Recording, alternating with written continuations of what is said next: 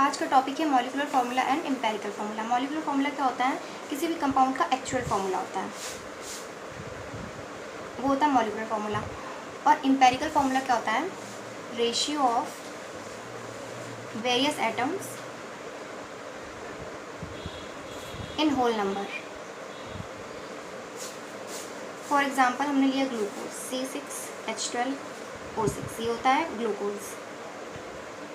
तो ये इसका एक्चुअल फार्मूला है, इसे बोलेंगे मॉलिक्यूलर फार्मूला। अब इसका एम्पेरिकल फार्मूला क्या होगा?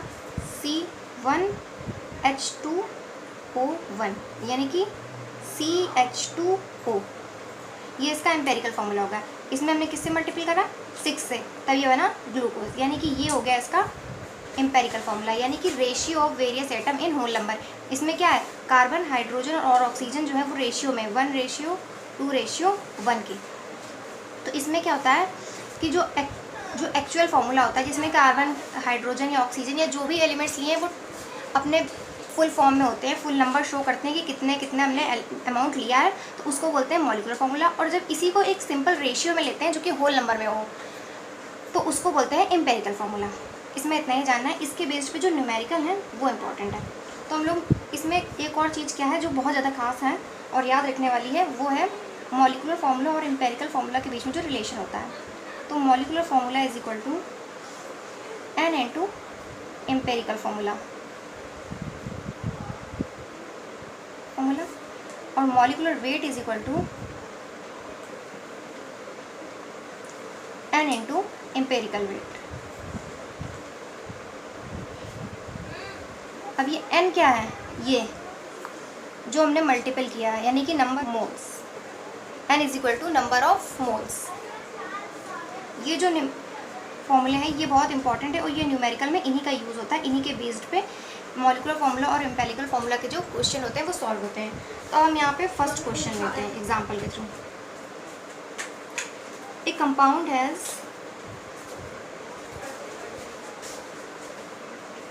Molecular wait 90 and empirical formula CH2O। इसका मॉलिक्यूलर फार्मूला हम लोग को फाइंड आउट करना है। Find its molecular formula. अब देखिए दिया क्या है? मॉलिक्यूलर वेट दिया है, एम्पेरिकल फार्मूला दिया और मॉलिक्यूलर फार्मूला हमें फाइंड आउट करना है। तो यहाँ से कौन सा फार्मूला यूज़ होगा? Molecular weight is equal to n into empirical weight. Empirical weight, तो मॉलिक्यूलर वेट तो हमें दिया हुआ है 90, n हमें फाइंड आउट करना है। एम्पेरिकल वेट, अब देखिए ये फॉर्मूला हमने क्यों यूज़ किया? क्योंकि हमें निकालना है मॉलिक्यूलर फार्मूला, ठीक है। तो मॉलिक्यूलर फार्मूला क्या होता है? n into empirical formula. अब एम्पेरिकल फार्मूला जो है वो हमको पहले से दिया हुआ है CH2O। हमें n की वैल्यू निकालनी है। तो n की वैल्यू कैसे निकालें? n जो यहाँ पे है वही यहाँ पे है। तो n की वैल्यू हम निकालेंगे मॉलिक्यूलर वेट और एम्पेरिकल वेट के थ्रू। तो हमें मॉलिक्यूलर वेट दिया हुआ और एम्पेरिकल वेट जो है हम फाइंड आउट कर लेंगे। कार्बन का एटॉमिक वेट होता है 12, हाइड्रोजन का 1 और ऑक्सीजन का 16। तो हम इससे जब निकालेंगे CH2O का एम्पेरिकल वेट तो निकलेगा 12 + 1 हाइड्रोजन का और ऑक्सीजन का 16 × 2 13 और 32,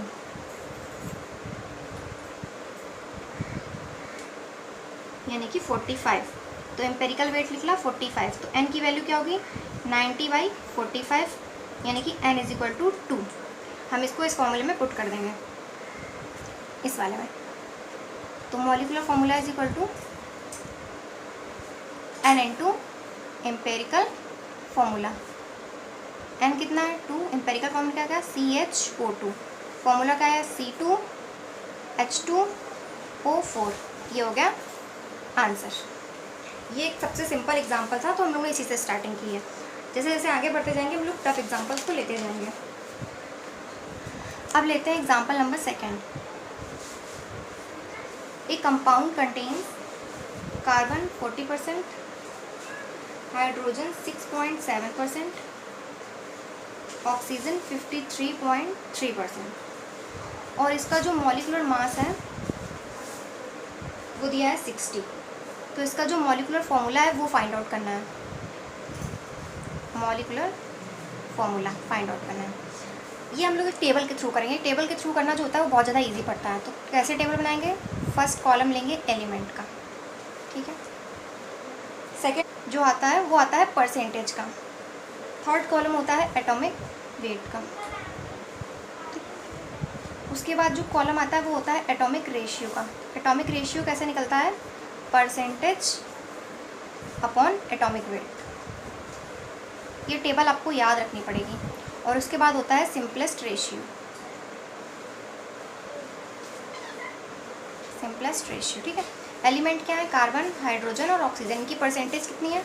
ये है 40%, ये है 6.7% और ऑक्सीजन जो है वो 53.3% है। अब इनकी एटॉमिक वेट क्या होते हैं? कार्बन का होता है 12, हाइड्रोजन का 1 और ऑक्सीजन का होता है 60। अब हमें निकालना एटॉमिक रेशियो। क्या है? Percentage upon atomic weight. Percentage upon atomic weight यानी कि 40/12, 6.7/1,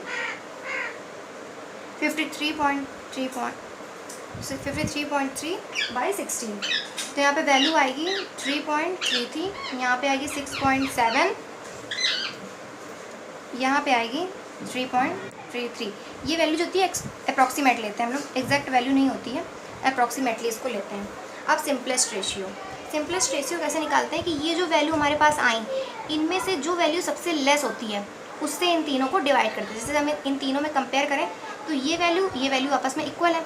कई बार ऐसा होता है कि तीनों जो वैल्यू हैं, ये जितने भी कंपाउंड दिए होते हैं हम लोग को एलिमेंट्स, उनकी जो वैल्यू होती है वो अलग अलग होती है। तो उसमें हम जो सबसे छोटी लेस वैल्यू होती है उसे लेते हैं और सबको डिवाइड करते हैं।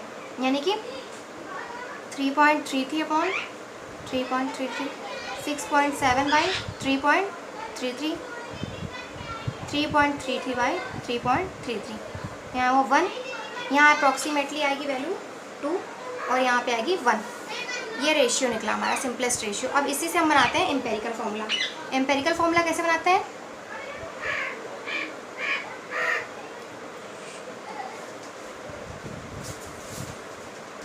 C1, इसका रेशियो 1 निकला।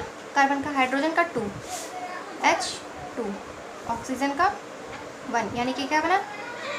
CH2O। ये बना एम्पेरिकल फॉर्मूला, ठीक है। अब हमें निकालना क्या है? Molecular formula. हमें पता है मॉलिक्यूलर फॉर्मूला कैसे निकालते हैं। Molecular formula is equal to N into empirical formula, ठीक है। अब हमें इसमें n चाहिए क्योंकि एम्पेरिकल फॉर्मूला तो हमें सिंपल पता चल गया, मॉलिक्यूलर फॉर्मूला निकल आएगा। लेकिन जब हमें n पता हो, अब n कैसे फाइंड आउट करेंगे? इससे n is equal to molecular weight upon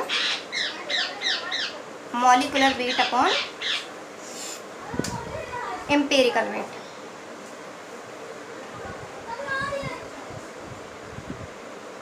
तो मॉलिक्यूलर वेट हमें कितना दिया हुआ है? 60। एम्पेरिकल वेट हम यहाँ से फाइंड आउट करेंगे। कार्बन का होता है 12 एटॉमिक मास, हाइड्रोजन का 1 इंटू 2 प्लस 16, यहाँ पे कितनी आएगी वैल्यू? 30। n की वैल्यू आई 2। तो मॉलिक्यूलर फॉर्मूला हुआ 2 इंटू n की वैल्यू 2 आई, एम्पेरिकल फॉर्मूला CH2O यानी कि C2H4O2। ये निकला मॉलिक्यूलर फॉर्मूला। यही हो गया आपका आंसर। ये बहुत सिंपल प्रोसेस है। एक बार हम इसको फिर से रिवाइज करते हैं क्योंकि अभी आप लोग फर्स्ट टाइम सीख रहे हैं तो थोड़ा हो सकता है आप लोग को टफ लगे। सबसे पहले क्या करना है, हम लोग को एलिमेंट्स लेने हैं जिसकी परसेंटेज दी है, कार्बन, हाइड्रोजन और ऑक्सीजन की। फर्स्ट कॉलम बनेगा एलिमेंट का, उसमें कार्बन, हाइड्रोजन और ऑक्सीजन लेंगे। उसके बाद हम लिखेंगे परसेंटेज क्या दिया है? 40%, 6.7% और 53.3%, ये लिख लिया। उसके बाद जो नेक्स्ट कॉलम होता है वो होता है एटॉमिक वेट का। एटॉमिक वेट हमें पता होता है, carbon, hydrogen, oxygen, sulphur, nitrogen, इन सबको एटॉमिक वेट जो होता है वो लर्न होता है हम लोग को। अभी आप लोग को लर्न नहीं होगा पर धीरे धीरे जैसे सॉल्व करते रहेंगे, क्वेश्चन करते रहेंगे, लर्न हो जाएगा आराम से। जैसे कार्बन का 12 आप लोग को पता चल गया होगा, हाइड्रोजन का 1 और ऑक्सीजन का 16। अब जो नेक्स्ट कॉलम होता है वो होता है एटॉमिक रेशियो का। इसमें क्या लेते हैं? Percentage upon atomic weight. Percentage 40 upon atomic weight 12, 6.7 upon 1, 53.3 upon 16। तो ये जो हमने निकाला है इसको डिवाइड करके ये अप्रॉक्सीमेट वैल्यू निकलती है। यहाँ पे आई 3.33, 6.7 और 3.33। अब इसमें जो वैल्यू लेस होती है उससे इन सबको डिवाइड कर देते हैं। तो यहाँ पे 3.33 है जो वो लेस वैल्यू है, तो हमने जब इसे डिवाइड किया तो ये 1 टाइम्स गया, ये अप्रॉक्सीमेट 2 टाइम डिवाइड होगा और ये 1 टाइम। ये होता है 2 पॉइंट समथिंग डिवाइड होता है, तो हम लोग उसको नेगलेक्ट करते हैं, अप्रॉक्सीमेट वैल्यू जो होती है वो ले लेते हैं। तो यहाँ पे अप्रॉक्सीमेटली 2 टाइम डिवाइड होगा। अब ये जो रेशियो आया है इसके बेस पर हम बनाते हैं एम्पेरिकल फॉर्मूला। क्या ये सी का रेशियो कितना है कार्बन का 1 यानी कि C1, हाइड्रोजन का 2 यानी कि H2, ऑक्सीजन का 1 O1 यानी कि CH2O। ये बन गया हमारा एम्पेरिकल फॉर्मूला। ठीक है, अब हमें निकालना क्या है मॉलिक्यूलर फॉर्मूला। अब फॉर्मूला हम लोग को पहले से पता है, molecular formula is equal to N into empirical formula. तो अब जो है एम्पेरिकल फॉर्मूला तो हमें पता है, मॉलिक्यूलर फॉर्मूला में फाइंड आउट करना है। अब हमें प्रॉब्लम किस में आ रही है, N में, क्योंकि हमें N नहीं पता है। अब N की वैल्यू हम किससे निकालेंगे, जो सेकेंड फॉर्मूला है इससे, molecular weight is equal to N into empirical weight. तो यहाँ से फॉर्मूला बना N is equal to empirical weight, जब इधर जाएगा तो डिवाइड में हो जाएगा molecular weight upon empirical weight. तो मॉलिक्यूलर वेट हमें क्वेश्चन में दिया हुआ है 60, एम्पेरिकल वेट हम एम्पेरिकल फॉर्मूला से फाइंड आउट करेंगे, यानी कि 12 प्लस 2 इंटू 1, हाइड्रोजन का 1 होता है, प्लस 16 तो आया 30, 30 से डिवाइड करेंगे तो आया 2, यानी कि N की वैल्यू हो गई 2। तो N की जगह हम 2 रखेंगे, यहाँ पे रखेंगे एम्पेरिकल फॉर्मूला, तो यहाँ पे हो जाएगा C2H4O2। ये हमारा आंसर हो गया, ये हो गया मॉलिक्यूलर फॉर्मूला। अब इसी के टाइप का एक दूसरा है जिसमें जो हम लोग को ये दिए हुए कंपोजिशन, ये परसेंटेज में नहीं दिए हुए, इसमें ग्राम में दिए हुए हैं। तो ग्राम वाला कैसे करेंगे, सेम प्रोसेस है, कुछ भी टफ नहीं है, लेकिन एक एग्जांपल ले लिया है। इसमें दिया है कार्बन 4.8 ग्राम, हाइड्रोजन 1 ग्राम और मॉलिक्यूलर वेट दिया है 58 और फाइंड आउट करना है यहाँ पे molecular formula and empirical formula. अच्छा, मॉलिक्यूलर फॉर्मूला फाइंड आउट करने के लिए सबसे ज़रूरी होता है कि एम्पेरिकल फॉर्मूला को फाइंड करना, और एम्पेरिकल फॉर्मूला के फाइंड करने के लिए क्या ज़रूरी होता है, वो टेबल बनाना जो हम लोग ने पिछले क्वेश्चन में बनाई थी। तो हम यहाँ पे भी सेम वैसी टेबल बनाएंगे। यहाँ पे लेंगे हम लोग एलिमेंट, यहाँ पे लेंगे वेट, यहाँ पे हमने परसेंटेज लिया था क्योंकि हमें परसेंटेज में दिए हुए सारे एलिमेंट्स, और यहाँ पे हमें दिए हैं ग्राम में यानी कि वेट ले लेंगे। यहाँ पे लिखेंगे एटॉमिक वेट, यहाँ पे लिखेंगे percentage ratio, weight upon atomic weight. Next आता है सिंपलेस्ट रेशियो, सिंपलेस्ट रेशियो। ठीक, कार्बन और हाइड्रोजन, वेट क्या दिया है 4.8 1 12 1, 4.8/12 जैसे हमने डिवाइड किया था, सेम वही प्रोसेस है, 1/1। तो यहाँ पे कितना आया 0.4, 0.4 और यहाँ पे आई वैल्यू 1। अब इसमें लेस कौन सी वैल्यू है 0.4, सिंपलेस्ट रेशियो निकालने के लिए 0.4/0.4 1/0.4। तो यहाँ वैल्यू आई 1 और यहाँ वैल्यू आई 2.5। अब क्या है कि अगर यहाँ पे कोई लेस नंबर होता तो हम लोग उसे नेगलेक्ट कर लेते हैं, लेकिन ये 2.5 है, ये ना 2 में रह गया ना 3 में रह गया, बिल्कुल मिडिल में आ गया। तो इसके लिए हमें क्या करना है, हमें चाहिए होता है जो एम्पेरिकल फॉर्मूला हमने सबसे पहले स्टार्टिंग में पढ़ा था, क्या पढ़ा था कि ratio of various atom in whole number, यानी कि ये जो पॉइंट्स में नंबर नहीं निकलेंगे, ये नंबर जो होगा वो होल नंबर रहेगा। और यहाँ पे क्या हो रहा है 2.4 और 5 हो रहा है, तो इसको क्या करेंगे होल नंबर बनाने के लिए 2 से मल्टीप्लाई करेंगे, यानी कि यहाँ पे हो जाएगा 2 और यहाँ पे हो जाएगा 5। तो एम्पेरिकल फॉर्मूला क्या बन के आएगा,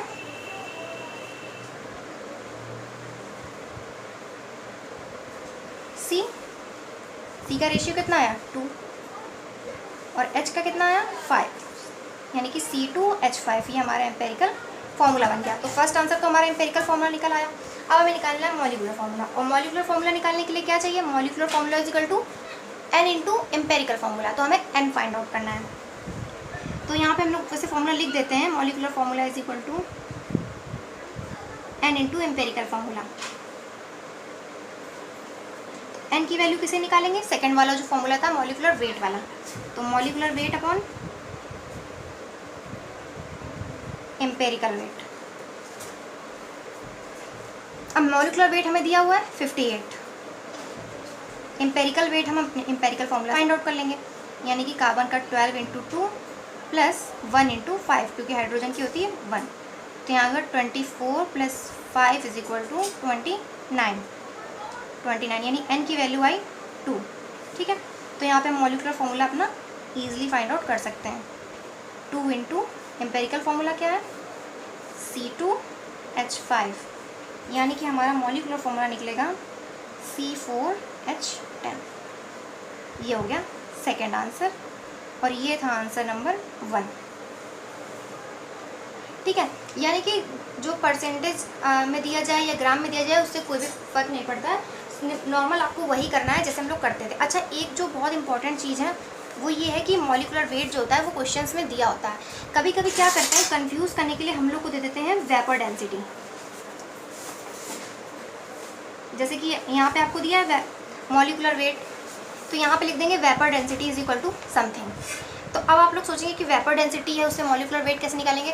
तो एक सिंपल फॉर्मूला होता है जो रिलेशन बनाता है मॉलिक्यूलर वेट और वेपर डेंसिटी के बीच में। तो molecular weight is equal to 2 into vapour density. Vapour density यानी कि अगर आपको वेपर डेंसिटी दी होगी तो आप उसे 2 से मल्टीपल करेंगे और सिंपल आपका मॉलिक्यूलर वेट निकल आएगा।